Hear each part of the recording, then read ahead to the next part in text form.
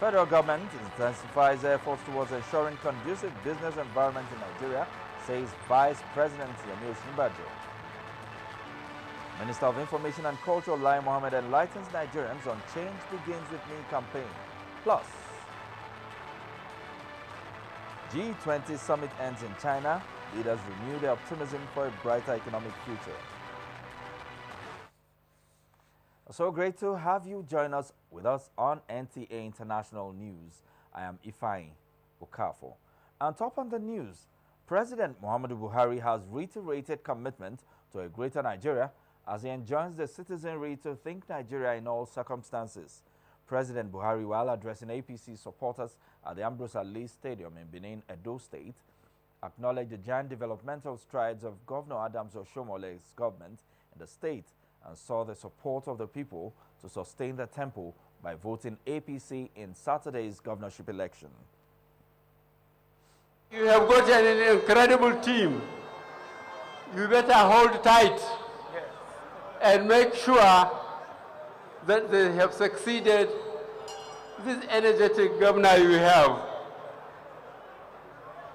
And I assure you, we are going to get out of this our economic doldrums. We are almost out of our insecurity problem. And we are going to make Nigeria great again. We are going to be very proud of our country once more. And our size, our resources will not be for nothing. We will continue to lead. The rally was attended by ministers, senators, women, and youths. Now, still on politics, in order to ensure the safety of lives and property before, during, and after the Edo State governorship election on Saturday, the Acting Inspector General of Police, Ibrahim Idris, has approved the deployment of additional 25,000 police personnel to the state. The personnel comprise the police mobile force, counter-terrorism units, the anti-bomb squad, marine police, conventional policemen, the armament unit, and personnel from Force Criminal Intelligence and Investigation Department, as well as Force Intelligence Bureau and the Dog Sniffer Section. In addition, the police aerial surveillance helicopters and comboats, 10 armored personnel carriers, and 550 patrol vehicles will be deployed to cover all the polling units, rack centers, collecting centers, riverine and difficult terrains. A statement by the Force Public Relations Officer Dan Awuna urged political leaders, traditional rulers, parents and guardians to warn and prevail on their members, supporters, subjects, children and wards to be law-abiding and not to allow themselves to be used to cause disturbance of peace or disruption of the electoral process. Away from politics, Vice President Yemi Osinbajo says the federal government is intensifying efforts towards ensuring the right environment for doing business in the country. Speaking at the first annual lecture of an Abuja-based communications firm, the Vice President explained that President Muhammadu Buhari is already working on some legislation that will enhance the global rating of Nigeria as a country with good business environment. State House correspondent Jide Onifade reports. Commenting on the theme of the lecture titled Why Startups Fail and Strategies to Save Them, Vice President Yemi Osinbajo identifies lack of commitment and focus as reasons better ideas are not realized. He says this accounts for the numerous abandoned projects spread across the country. He stresses that adequate preparation, integrity and political will still remain very relevant in the execution of ideas. The Buhari administration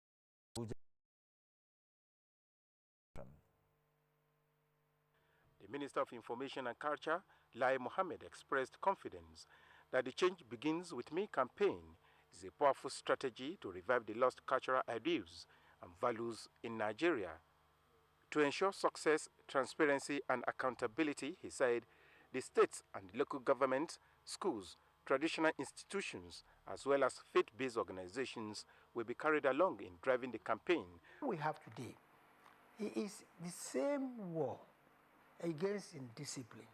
It's the same war against corruption, but now because we operate in a democratic system, we are using persuasion to drive home the same. At the end of the day, all we are saying is be more patriotic. All we are saying is be more honest. All we are saying be more industrious. All we are saying is that buy made in Nigeria, no, produce and support the economy. It's about reconstructing our hearts, our attitude, reawakening, rebirth.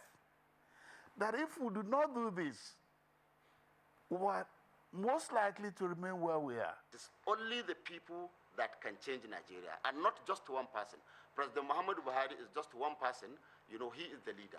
And what he is supposed to do is, to give direction, to lead by example. And he is doing that.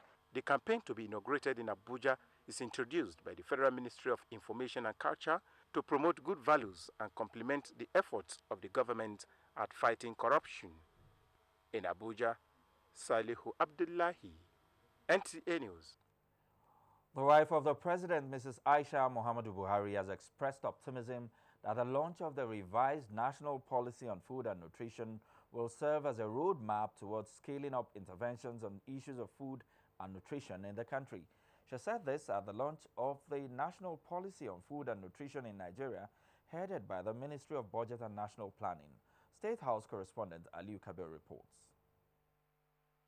Considering the high rate of malnutrition in Nigeria, with about 2.5 million children suffering from malnourishment, while about 1,200 of them dying daily, and other related negative consequences, the wife of the president remains steadfast in championing the advocacy towards the fight against malnutrition in Nigeria through various strategies involving all stakeholders.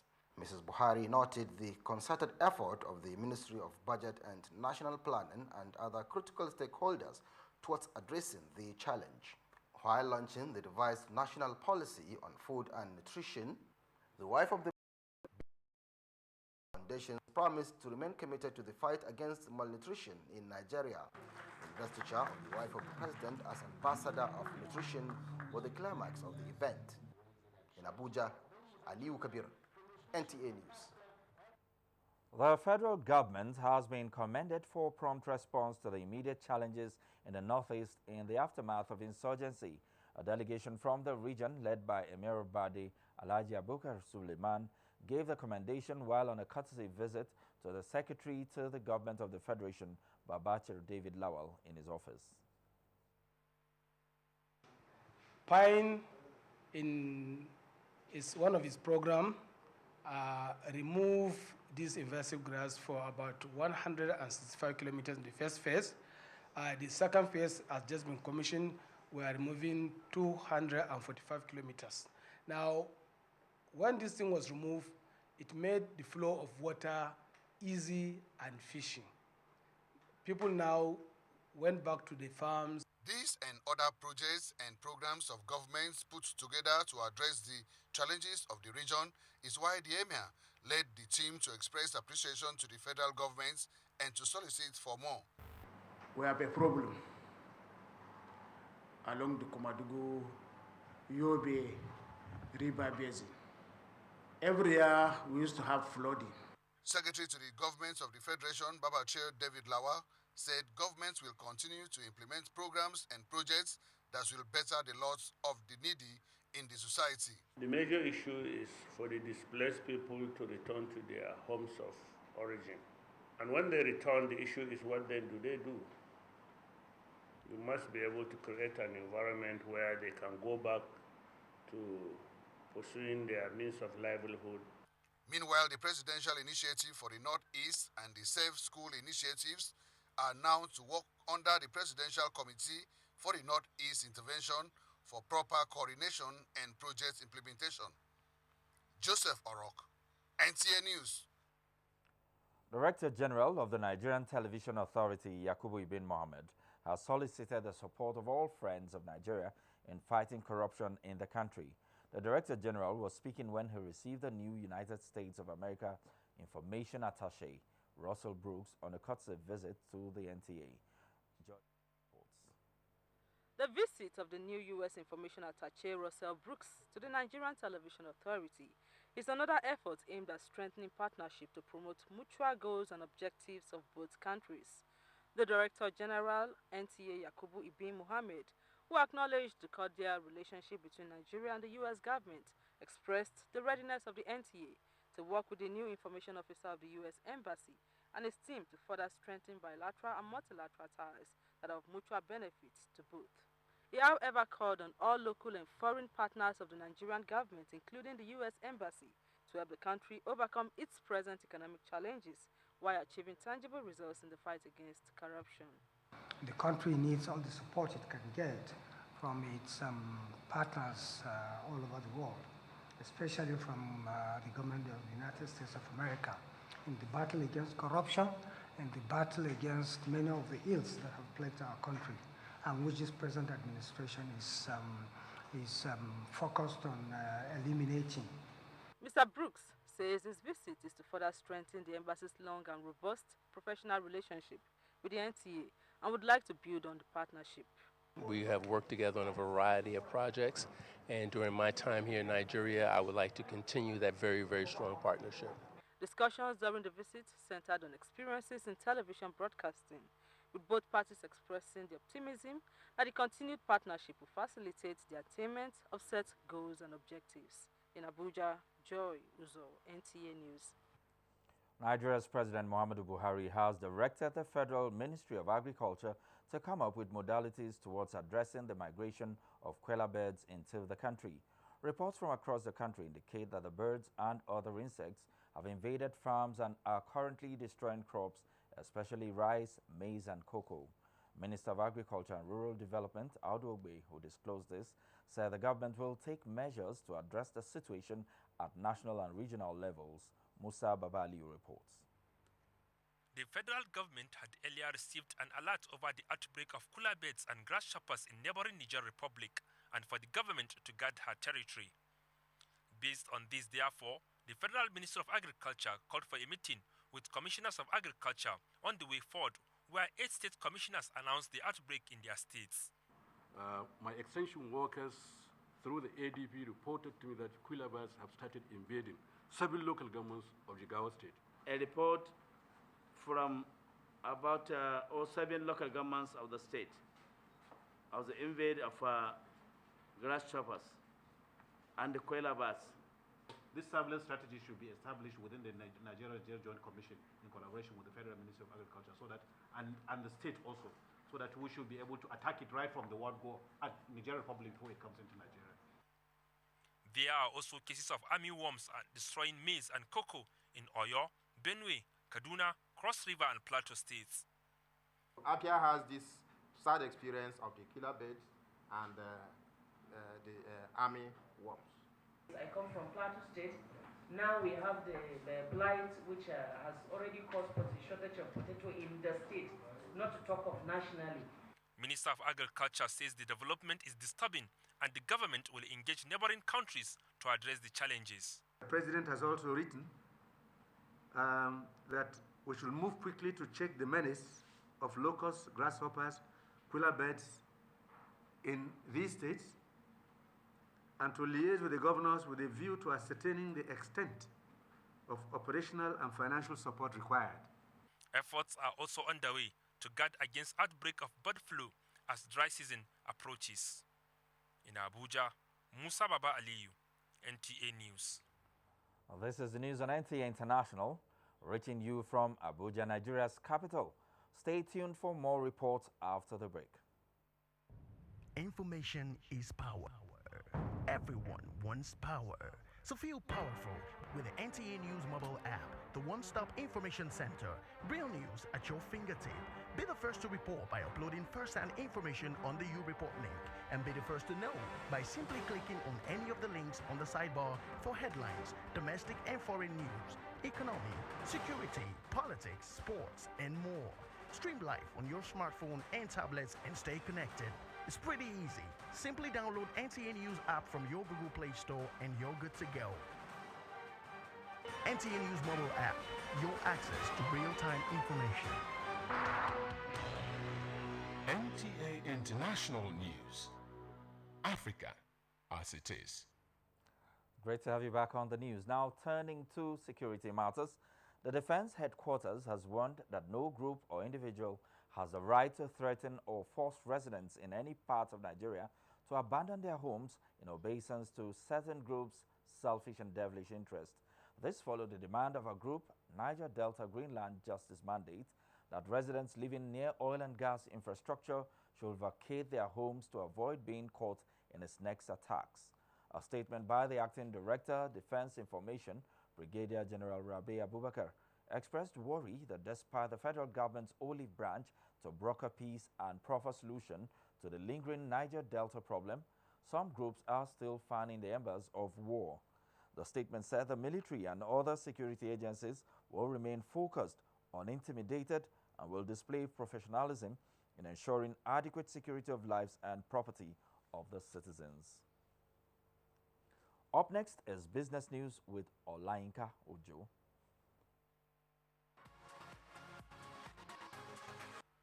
Welcome to Business News.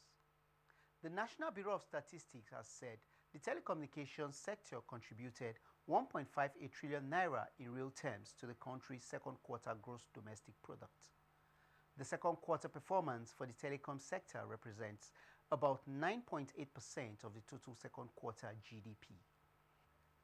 The rand rallied on Tuesday on the back of better emerging market sentiment and after news that South Africa has avoided a technical recession with better than expected growth number for the second quarter of 2016.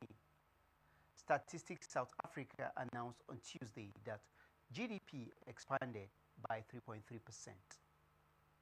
Oil slipped towards $47 a barrel on Tuesday, falling further from the previous session's one-week high on receding hopes for imminent action to tackle a supply glut.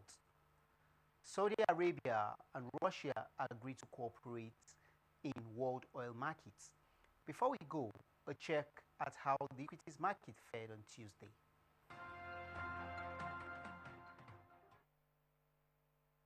Yolanka, from business to education, the American University of Nigeria has matriculated 208 students for the class of 2020 with assurance of ushering to the society technocrats that can compete favorably in diverse fields of human development. Correspondent Tafawa Hamza Mayo reports. The American University of Nigeria was established in an area where illiteracy was hitherto very prevalent. With the coming of the university in 2004, hundreds of students have been graduating and impacting positively on the society, as testified by some of its alumni. Coming from my home, where I don't really participate in anything, AUN really opened another picture to me, and it made me appreciate my own life as well. Inside Nigeria, the American University of Nigeria, IOLA, says the dream of developing Africa in all aspects of life is realizable. In an effort to capture more Nigerians to its system, majority of the 208 students matriculated for the 12th fall semester are Nigerians, among whom more than 30 are pioneers of the new School of Law. The management of the university has praised irrevocable resolve to continue to train people to solve problems and develop ideas for humanitarian services. We're focusing on conflict resolution and mediation, not just training people to be litigators, but people to solve problems.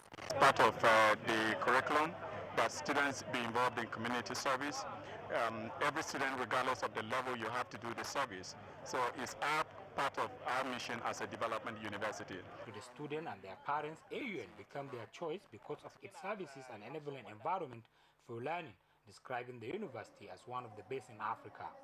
I saw that there is a very good enabling environment for learning, especially for our children that are of digital age. I know that they are going to come out with the best of not just character but academically. The environment is favorable and proximity to my home, so it's an American university and we expect to get the standard. Among the 208 students matriculated are students of postgraduate studies and those who won the university scholarship, all with much to do and much to accomplish. In Yola, Tafawa Hamza Mayo, NTA News. The group of 20 leaders, G20, has outlined a new way forward to make sure the benefits of technological progress are shared broadly by all citizens of the world. The leaders in their Obama, in his brief, stressed the importance of cooperation among nations to ensure global sustainability. One of the things that we learned through the G20 process is that more than ever, our economies are interconnected, and we've got more work to do together to keep the global economy growing. We have to do more to grow wages faster, to shrink inequality faster, to give everybody a shot at opportunity and security in a changing economy. Meanwhile, Chinese President Xi Jinping reinforced deeper cooperation with several G20 leaders at the end of the summit. President Xi met with British Prime Minister Theresa May, French President François Hollande, German Chancellor Angela Merkel, and Japanese Prime Minister Shinzo Abe in private. From Beijing, China, Julieta Aino, NTA News. Team Nigeria set for 2016 Rio Paralympics opening ceremony Wednesday as national